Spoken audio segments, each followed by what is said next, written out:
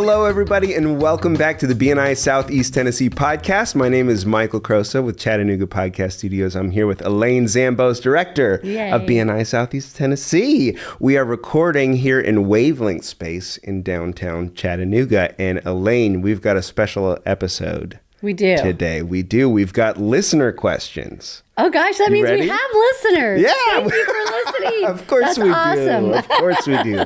Awesome. This episode of the BNI Southeast Tennessee podcast is brought to you by Webive Digital Marketing. Do you need more sales and calls? I know you do. So Anton, Donnie, and America at Webive are the experts in local SEO, Google Business Optimization, and web design. An ideal referral for them would be a business owner who wants to take their online visibility up to the next level. So be sure to check the link in the show notes below or just go over to webive.com to see how they can help. All right, Elaine. So you ready for these listener questions? I am ready. Okay. So I'm going to pull them up on my phone here. First, friend of the pod, Beth McClary Wolford. Oh, we know her. We love her.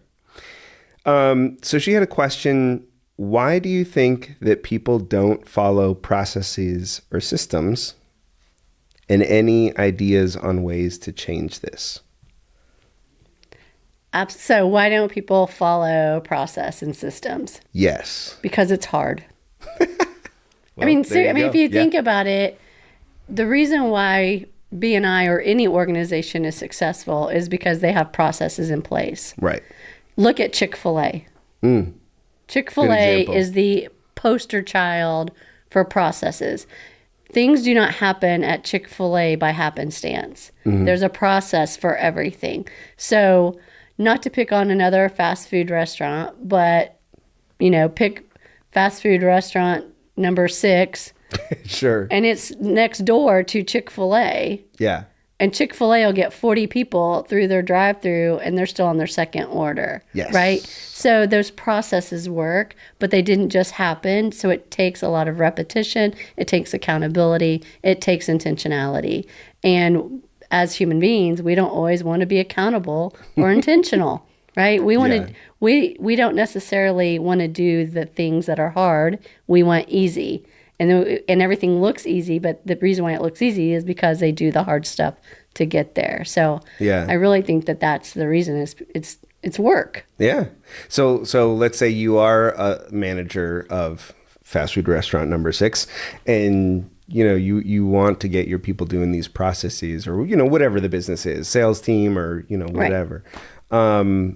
How do you think somebody could try to start implementing some processes? Well, it all starts with culture. So the first piece is having those processes in place. So just like in a BNI chapter meeting, our agenda is the culture. Mm-hmm. Like there is a 22-point agenda. So each of those points have to be followed. If we follow those points, that's the system, that's the secret sauce.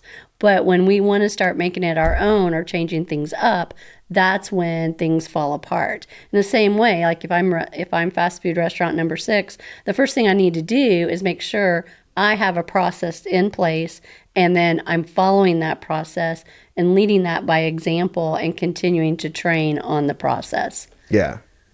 So that's, okay. And it's even like a gym membership, even going to a gym is still, there's process. Like you can go to a gym, you're not going to get fit and buff if you just go. Right. Right. You've got to follow the protocol. Follow the steps. Mm-hmm. Yeah. Yeah. Yeah. Okay, cool. Thanks. Yeah. So that was not a hard one. Thank you, Beth.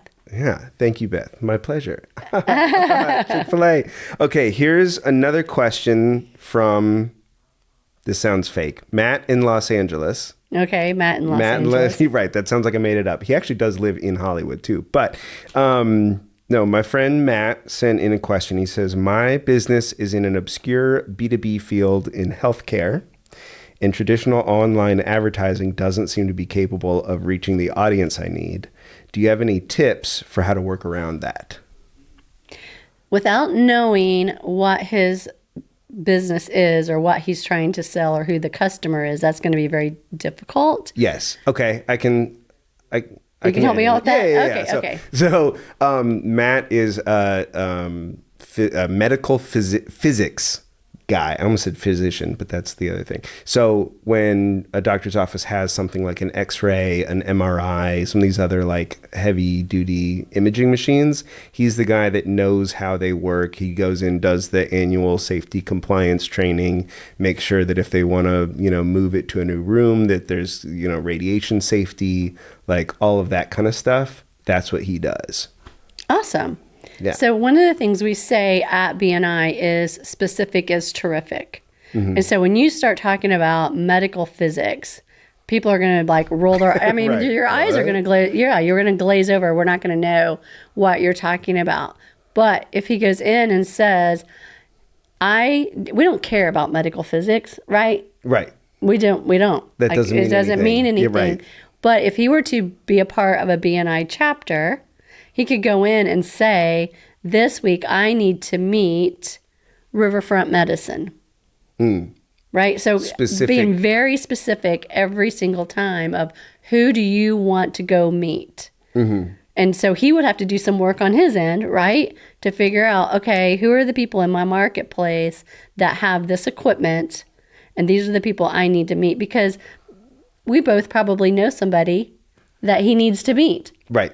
Right? Like that we would know, a dentist, or like I'm just thinking like a veterinarian. Oh yeah, I didn't even think about veterinarians, all kinds, like, Yeah. Well, and this also sounds like an opportunity for the golden goose. Absolutely. Idea. It is. Yeah. Can you talk about what that means in this So context? when we were talking, what Michael's referring to is the golden goose. So we may remember that story as a child about the farmer who had the golden goose, and the goose would always lay an egg, and it was a gold egg, and then he got greedy and he thought, well, I want to get more eggs, right? Mm-hmm. Well, that goose keeps giving him the egg, right? So you want to ask for those referrals of those people who are always going to be able to give you that referral, right? And so with Matt in Los Angeles, if there's for him, if he wants a golden goose, like he needs to meet the person in charge of X-ray technology at Erlanger Hospital.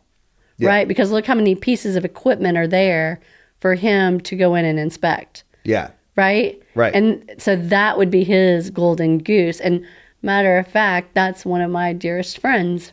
Oh. Yeah. Like I wouldn't even know. Yeah. Yeah, Melissa. Like I wouldn't even know like that would be somebody for her to meet, but that would probably be a great contact. And so there's a Melissa at Park Ridge and at CHI and, like all the different hospitals, right? Yeah. So like that's just one area. So. Well, and two, like if there's some other service field that does something similar but not competing, right? Then he can pair up and have a good referral back and forth system with that other person too. Absolutely, because we have 4 direct primary care, 5, counting Laura. We have 5 direct primary care physicians just in BNI Southeast Tennessee. Okay. So each of them have those contacts to refer Matt in Los Angeles to, right? Yeah. Plus we have a dentist. So then, and here's the thing, like all doctors know other doctors, all dentists know other dentists. Right. They all know those people. Right. And so that's exactly how he does it. So then, when the 2 dentists are hanging out, like, man, it's time for my inspection or whatever, Right. Oh, here's my guy, Matt. Yeah. Mm-hmm. Yeah. So that's, so he can do that by I know the executive director for BNI Los Angeles. We can hook him up. Okay. And great. Matt, give me a call. Yeah. Yeah. There you go. Cool. That's exciting. Yeah, it is exciting stuff. So cool. So if we've got one more, but if people want to ask questions, please send them in. Michael Crosa at ChattanoogaPodcast.com. Go ahead and send in your questions for Elaine, and then we'll gather them up and we'll do another listener question episode in the future, because this is kind of fun. Yeah. So the last one is actually not technically a listener question, but we were on a Zoom meeting earlier today and somebody asked you a question that I thought was really good. So I'm going to parrot that here, and I forget the fellow's name. Michael. Oh, Michael. Michael. Yeah. So Michael is part of a chapter that meets online, not fully online though, yes, right? It's considered a hybrid chapter. Okay. So they meet 3 times a month on Zoom and 1 time a month in person. Gotcha. So it's considered a hybrid. Gotcha.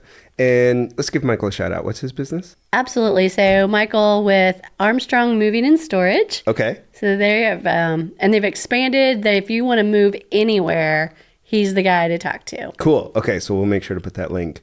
So he's part of that hybrid chapter. Yes. They meet once a month in person. The rest of the time is on Zoom. And he mentioned having trouble with recruitment, and that it just different for them, right? They run into specific challenges that other in-person chapters do not. So all of that to say, knowing that online chapters are valuable but run into unique challenges, what's some advice that you have for people in those groups? Yeah, so we have that particular chapter, BNI Business or Chattanooga Business Builders, and they're a hybrid chapter. And then we have another chapter that's fully 100% online, and that one's called Gig City.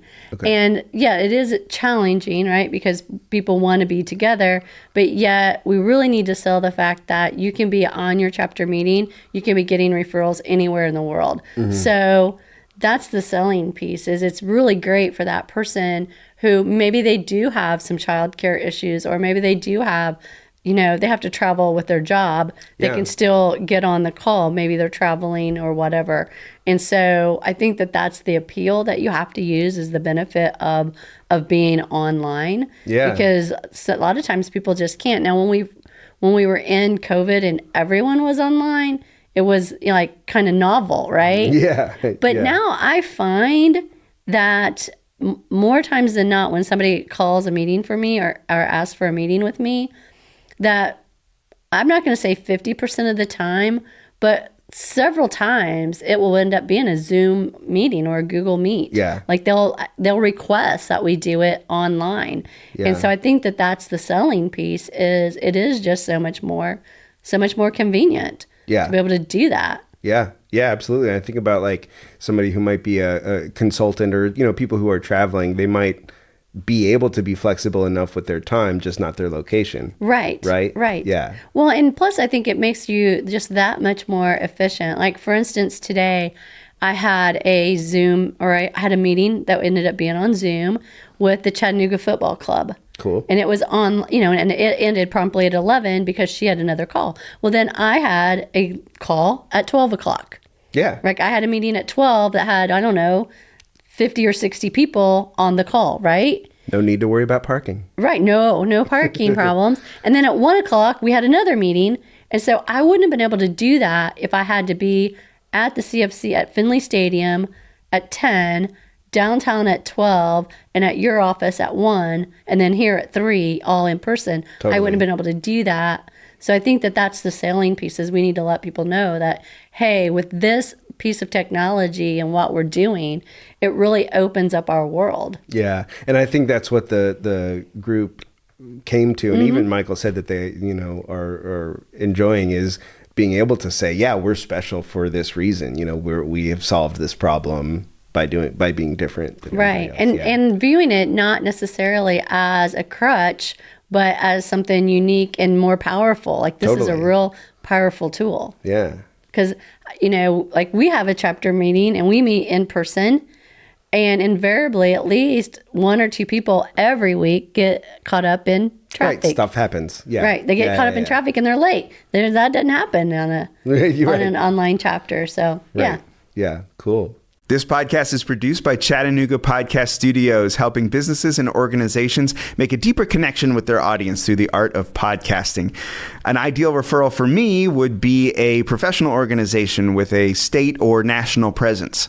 You can get in touch with me, Michael Crosa, by going to chatpod.com. That's chat with 2 T's, like Chattanooga, which is linked in the show notes below. Well, cool. Okay, that was our first listener question episode, and we look forward to more. So again, if you have questions for Elaine, send them to Michael Crosa at chattanooga.podcast.com, and we'll be sure to ask them and air them and give you a shout out. All right. Thank you. Thank you so much for listening to the BNI Southeast Tennessee podcast. If you like what you heard, and I hope you did, be sure to tell your chapter. This counts as a CEU if you listen to the full hour. Michael, we have a dad joke. Oh. We have a dad joke. I'm a new dad. Oh my gosh, I'm sleep deprived. Tell me Tell me this dad joke. So, where do polar bears keep their money? I don't know. In a snowbank.